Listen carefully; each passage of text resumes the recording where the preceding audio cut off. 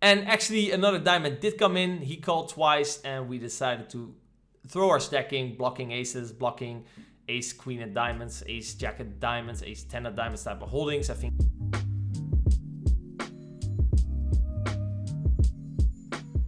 Hi guys, welcome back. In this video we're going to continue triple barreling. We're gonna continue where we left off after just losing a big pot. And in the next hand we are gonna try to win our money back. Triple barreling as always. If you did like the way I tried to win my money back, give this video a thumbs up. Also leave a comment down below. And without further ado, let's get into the tripling. We have the queen 8, we open the button. Same villain calls. Let's see if we can win some money back. King 7, 10 board. I decided to go for a 3/4 bet. It's a board where you could definitely start adding some upsizes. I think we could even go bigger than this. Still some arguments for a 1/3, so I think we will have a split betting strategy between big bets, small bets, and check. Queen 8 I think is fine in this sizing. Now the turn is a 6. I decide to barrel. I go for a 3/4. Again, like earlier, it's a split betting. It's a split spot where you will have some overbet, some 3/4. The board does contain a little bit more connectivity, usually leading to sizing down for the imposition. So I don't mind my 3/4 bets. He calls, and on the river it's a 6, and I decide to shove my stack in, trying to win back my money that I lost with the ace queen. He thinks about it for a little while and folds. But basically the idea is quite simple again. We do have a blocker to probably like some of his stronger hands, let's say king queen or 8-9. Even though I think king queen could check raise some of the time on the flop. No, actually we bet it a little bit bigger, so I guess it is relevant in terms of an absolute strong hand for him. But I think mainly the 8 here is very important as we're blocking 8-9. If he didn't check raise it on the turn, our blockers are quite relevant. So again, a little bit of a similar spot. However, here the straight already came in on the turn and he didn't raise, usually still giving us the advantage instead of if the straight hit it on the river like in earlier hands.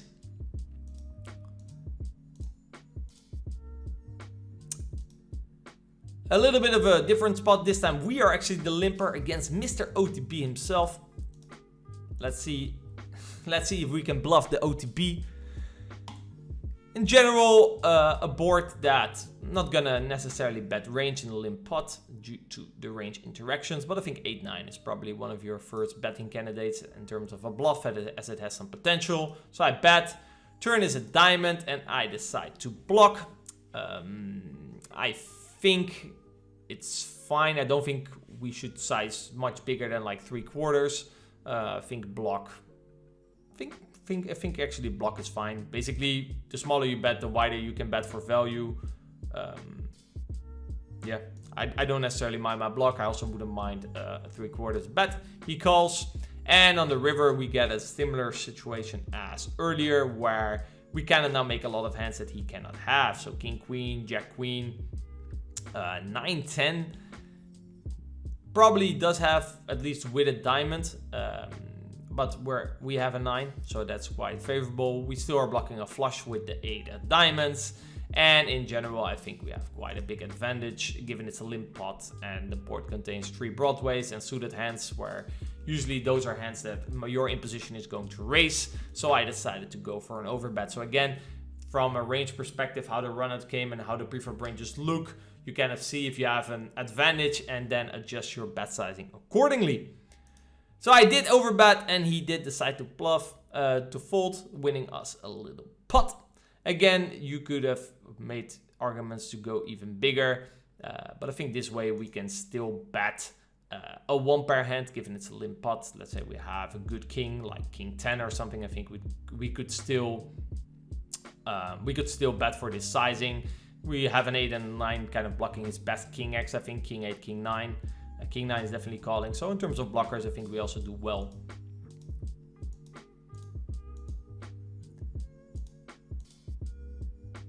Another little limp up spot, which kind of has a similar idea. Flop comes ace jack 9. Actually a board that we could already consider starting with an overbet, or you can just bet min, basically range as the imposition. He cannot really do much. So it's an easy spot. He should actually overfold as well in theory. That's kind of how the spot plays. We bet a lot and then we check a lot. And yeah, that's kind of it. The turn brings a king, thus giving us more advantage. Like I said, a hand like King Jack, for example, is a hand that he would most likely raise pre-flop. Queen 10 now also has a straight, which is also likely to raise pre-flop. And if he didn't, we do have the 10. And as well here, we could decide to go for a bigger sizing. I think at some point on these kind of boards, given the range of interactions, you should use bigger sizings. I think in a lot of these hands, I kind of delayed them till the river. Maybe nowadays I would kind of already start being more aggressive on the turn. But like I said, there are benefits. And here on the river, we see kind of a similar trend, how I've been kind of playing my hands. Where I go for a big overbet, now kind of saying like, listen, I have all the 2 pairs, I have all the straights that you're lacking, good luck with that. And it's going to be very hard for imposition to defend, and we can still go quite thin for value as he didn't raise on earlier streets, and we just have such an advantage given how capped he is, given the pre-flop action. And he does fold, so we again... A trend is that we're winning the small pots and we're losing the big pots. Usually not a great strategy for long-term money in your account, but you know, we'll take it. Another hand, and this hand is actually a little bit different. We're opening the Queen 6. I'm opening here for 4x sizing. Basically, I'm using a split betting strategy. Queen 6, I think, is a fine hand to go in the race. I decide to go for a small bet, and the villain calls. And the turn is a jack. Think split betting strategy again would make sense. Big bet, small bet is usually kind of the philosophy I use. And I think actually this hand, the hand specifically, I think should probably go in a big bet. But I went for the small bet as I think in general it's a good strategy to use in these kind of situations. Actually, you could make, because usually then you want to put like stronger draws. So let's add in like Queen 7, I think it's definitely a small bet. But when you have a stronger draw, like for example, in this case, Queen 6, you could definitely put it in a bigger sizing. However, if a deuce does run out and he has ace 3 or something, yeah, we could sometimes make him fold a worse straight draw, which we don't really want. And I actually went for a triple block, which actually I think is a very good line. Basically, you are saying that you're still representing a quite wide variety of hands. And you are acknowledging the fact that the imposition could have some strong hands, or could have made some strong hands that you don't have. And from here, I think he's going to raise quite thin for value. And from there, you could maybe go over the top. So as a strategy, I think it works quite well. However, he did, in this case, have deuces. And now you can say, okay, yeah, you only bet it 1/3 of the time. Obviously, he's going to call deuces. But you're kind of targeting a different part of his range. Let's say you had a hand like ace 9. Yeah, I'm targeting those type of hands to fold. Remember, kind of math for basics. I'm only betting 1/3 of the pot. Okay, no, even, yeah, 1/3 of the pot or a quarter of the pot. So it doesn't have to work that often. So kind of a different type of triple barrel than the previous, but I think definitely an important move to have in your repertoire. The Sherdog back, Limitless in the house. Limitless limping in. We have the Queen 3 off. We decide to check.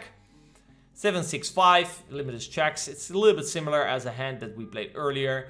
Only this time the board is a little bit higher, favoring us a little bit less. But we're still gonna come out betting. I decide to bet here with the Queen 3 and Limitless calls. Should be careful when you're the big blind here that you're not overdoing it with all these hands. So you could use an RNG depending on how good your opponent is. Basically, the better he is, the more you have to be careful in terms of not putting all your bluffs in the betting line, especially your lower equity hands like Queen 3. You could also just decide to always bet Queen 4 and never bet Queen 3. That's also an option. So the turn is a jack. We do have a club. In general, good to barrel, as if a club hits, you get a little bit more fold equity, as it's less likely that you're a villain, that your opponent made a flush. We can still bet quite thin here for value. So I like my sizing.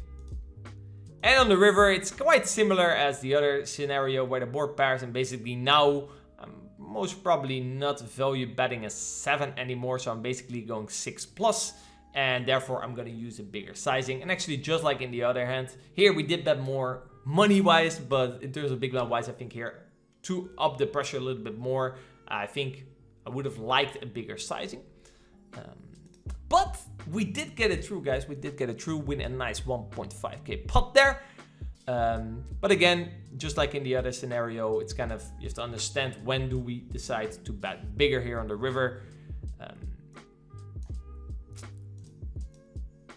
We open here with ace king, get defended here by the big blind. High low low board. Given the fact that we have a spade, I think it's an easy c-bet. On the turn, we turn sort of the nut flush draw, and I think here you should already kind of see it coming. We are basically blocking the nuts. I think after he calls, we should then utilize the fact that he cannot have the nuts, and we do that by betting as big as possible. In this case, getting our stack in.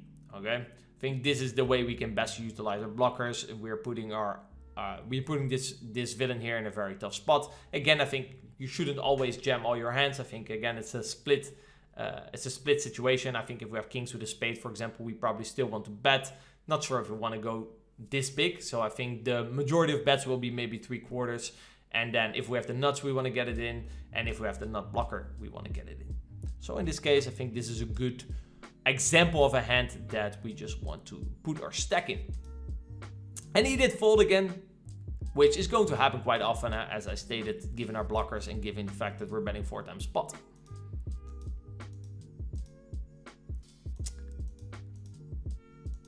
Another good example of a spot to triple is we get called here in the small blind, and the flop is 9-7-7. Now in general, if you look at the small blind calling range in these scenarios, it's not going to contain quite a lot of 7x. Whereas if our button range is going to contain quite a lot of 7x as well. If, for example, the turn is an 8, it's not likely that he has Jack 10 off, and we do. So these are spots that if the small blind calls compared with the big blind calls, are definitely spots that a range advantage could be created, or is already present and could only be, how would I say that, would only get bigger depending on the run out. So I decided to start off with a 1-turn bet, and basically I already kind of committed to triple barreling, especially if we don't have a diamond, which is good as long as the board doesn't contain a diamond. I bet turn. You see a similar story. I think I could overbet this hand.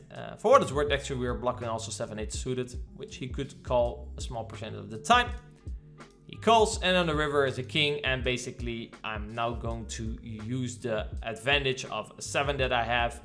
Now as for sizing, again, I think we could have even went a little bit bigger, but I think the main takeaway of this hand is how it plays different than if the small blind calls compared to if the big blind calls, in terms of the advantage in the 7x and the advantage that we might have on future straight runouts. Okay, and therefore we can apply good pressure.